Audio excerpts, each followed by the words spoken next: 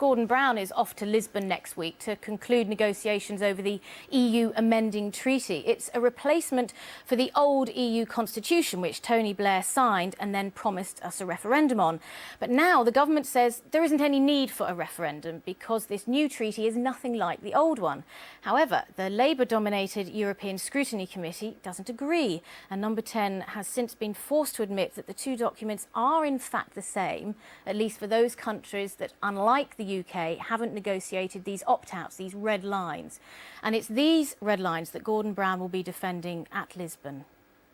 If we are to achieve our red lines and to achieve them in the detail, which is the protection of the British national interests that we need, then we would not need to veto the treaty. We would not need to come back and say that the treaty was unacceptable. We would say that we had achieved our negotiating objectives.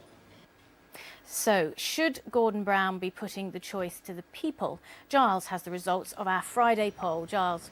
Yes, indeed, Jenny. The Thais have a phrase with this sort of thing. It's same, but different. Let's put this to the test. The poll works like this. We take 1,000 people, a representative sample of the population, and put statements to them. Do they agree or disagree? With the EU treaty, we should have a referendum on the EU constitutional treaty. I like it when it's clear-cut. 73% of them agree, yes, there should be a referendum on this new treaty. Just disagreeing there, 19%. But can we take this further? Here's the second statement, and we've asked this question before, back in June. Here it is.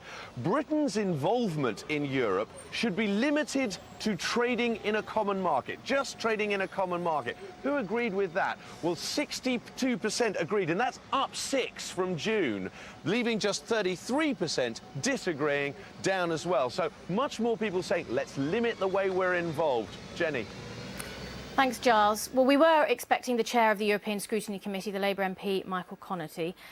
He's hopefully going to be joining us shortly. But in the meantime, I'm very glad to say that the Lib Dems Treasury spokesman, Vince Cable, is here. Welcome to the programme. Let's take that first unsurprising, probably, poll result that Giles mentioned. 3/4 of people want to have a referendum on the EU constitutional treaty. Your party, despite having promised it, now is backtracking. So you're out of step again with British people, aren't you? Well, I don't think we're backtracking. We're actually moving ahead. I mean, what we do want is a referendum on British membership of the European Union. We had a referendum 30 years ago.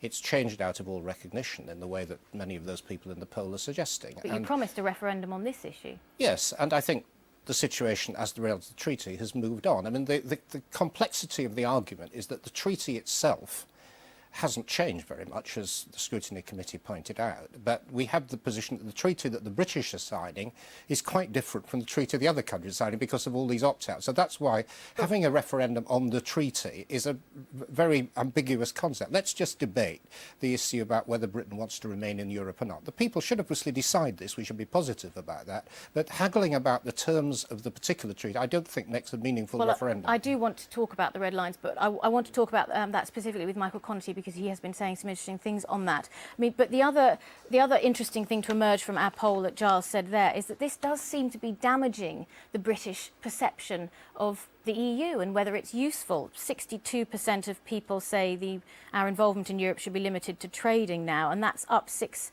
points from just a couple of months ago. So this whole thing is actually damaging the entire way we view the European project. Well, there is a lot of scepticism about the European Union, and that's why we need to have a proper national debate about it. I mean, what's interesting about that survey is that people are now just assuming that the economics of the European Union are beneficial. I mean, as you say, they want to limit it to a free trading area, but of course that implies that we get benefits from Europe in economic terms. That itself is a massive shift of opinion. But it also implies that we don't want to increase our involvement, we don't want to get deeper, which is what your policy is. Well, there are some areas, not all that many areas, but there are some areas where we do think there should be closer European cooperation. If you take the big global issues, you know, climate change and so on, a country like Britain on its own acting unilaterally has very little capacity to change things. Acting with a substantial group of other European countries can do so. But we do accept that there are areas where the European Union is trying to do too much, and we want to see power devolved to the lowest level, this awfully bureaucratic word subsidiarity. We're very much in favour of that,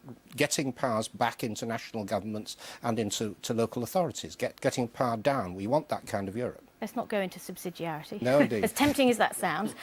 Douglas, so in one way it's impacting on how we view the European project. In another way, it is impacting on how we view Gordon Brown, or it seems to be. Let me just bring in another poll result. We asked people, I am confident that Gordon Brown will be better at representing Britain's interests than David Cameron. Now, 49% of people agreed, 40% disagreed. The interesting thing about this is that we asked just 2 weeks ago the same question.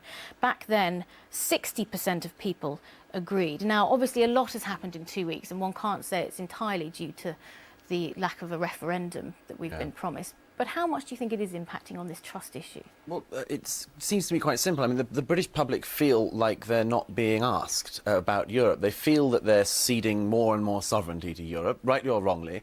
I think rightly they feel that. And they want to have a say in it. And now, Gordon Brown not sort of trusting them to come back with the right result seems to me to be something the public have picked up on. And they're going to get angrier about this, I think. That's and they fair, have a right isn't it? to be. Vince, that's fair? I think there is a perception that the public need to be involved, the public need to express a view, and we do favour a referendum. We just argue that it should be about the bigger question. On a completely different question That's from the a one you different promised. question. On the bigger question about whether Europe's a good thing or a bad thing, and whether we ought to remain in it. But that is the last refuge of the scandal, with due respect. You don't think you can win a referendum on this constitution, and so you changed the question. And so that is actually, to me, is worse than simply saying we don't think we should have a referendum on this constitution and try to bludgeon it through. Maybe that might work. Personally, I wouldn't think it right. But for you to simply, as you said, I'm not backtracking, I'm going forward. No, you're not. What you're doing is completely changing the question. Nobody really was asking in or out. What people want to debate is the level of integration. The treaty was the perfect chance to do so. And you're scared you lose it, and that's why you changed your mind. No, not at all. I mean, if people really are alarmed about the depth of integration with Europe, they can vote no on an in or out referendum. That will send a very powerful message to the government. But trying to phrase and have a serious debate about this treaty, red lines, I mean, how is this going to be couched? You know what? I think we kind of manage it, because I think what you're ignoring is a lot of people want to remain in the EU, but they don't want to go these further steps of integration. I think it's perfectly clear and easy to come up with a question. I think you're obfuscating. And Votes Cable, the further evidence here from our last question in the poll that this actually is an important election issue to lots of people. We said the issue of Europe is important in the way that I will vote at the next election. 67% of people, more than two-thirds of people agreed with that, 29% disagreed. So you're on the wrong side of the fence in terms of people wanting a referendum on this issue. The whole thing is having an impact on the way we view Europe, and it's an important election issue. It's not exactly a vote winner for you, is it? No, I accept that it's an important issue. I accept that people have strong views about it. What I don't accept is that it's possible to contain the very narrow and technical issues involved in this treaty in a referendum format. I mean, I don't know whether it is true, as has been argued, that the Charter of Economic Rights and Duties, which is this big central issue that we've opted out of, does stand up to legal challenge. I mean, this is one of the key issues about this treaty. Okay. And I think we really have to broaden the issue to whether or not we want to be in this or not. That issue that you raised there is exactly the issue that has been raised by Michael Connaughton, who I'm pleased to say we can now speak to. He's in our Edinburgh studios, the chair of the European Scrutiny Committee. Thanks for joining us, Mr. Connaughton. No problem. The treaty is the same, we've heard, except for these red lines. You have said that these red lines that Gordon Brown has drawn up won't hold. Is that right? That's right.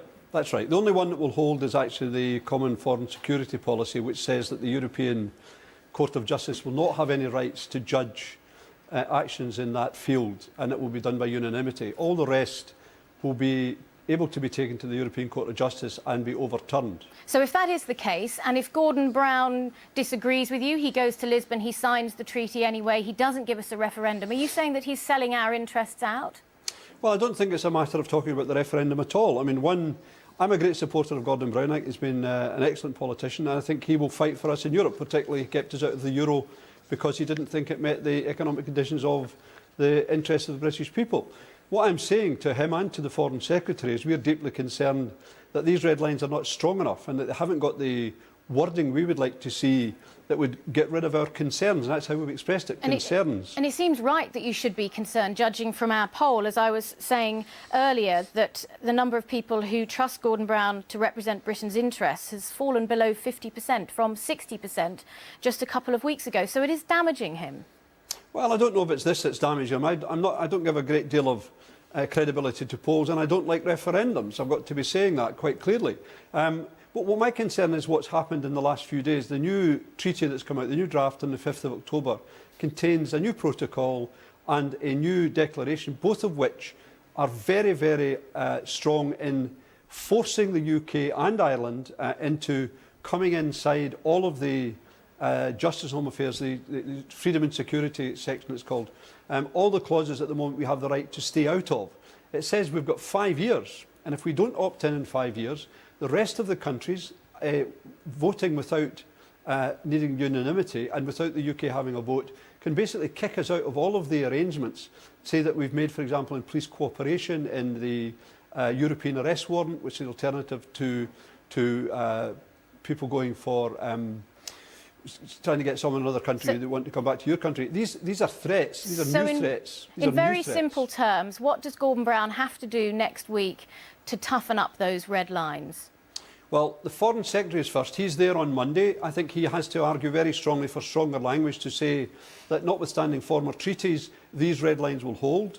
They both have to go and argue that this new protocol, this new threat that's been put in since the Reform Treaty was first drafted, must be taken out. He has to go and basically veto these. He has to say, no, we will not have that protocol, we will not be bullied, we will not have this new declaration which will judge us not on the terms of our security, but on what they call competition grounds. He's got to say, we will not have that, and I also should argue for stronger wording, as we have suggested. And McElvoy, if he does that, well, first of all, what are the chances of Gordon Brown doing that? And if he does, do you think that will lay to rest these rumblings about a referendum? Difficult to say, isn't it? I mean, the problem I see for Gordon Brown is that he wants to give reassurance that he's standing up for the red lines, where, you know, as we've just been discussing, they have a tendency to become pale pink lines and, and to have potential to disappear. He wants to stand up for it, but yet he's made pretty clear that he wants to see through this treaty and that he wants to, you know, he hasn't taken the Eurosceptic route, which perhaps he could have taken on this. So he's got two rather competing objectives, which is sort of sounding tough, but not being too tough, because he doesn't want to be the guy who goes along and spoils the party. To that extent, there's a continuation of Blairite policy towards Europe. And it's going to come back. I mean, that has to be stated, that if there isn't this, if the call for referendum isn't given into now, it will have to be at some point. Right, well, we will keep an eye on it, of course, next week. Michael Connaughey, thank you very much for joining us.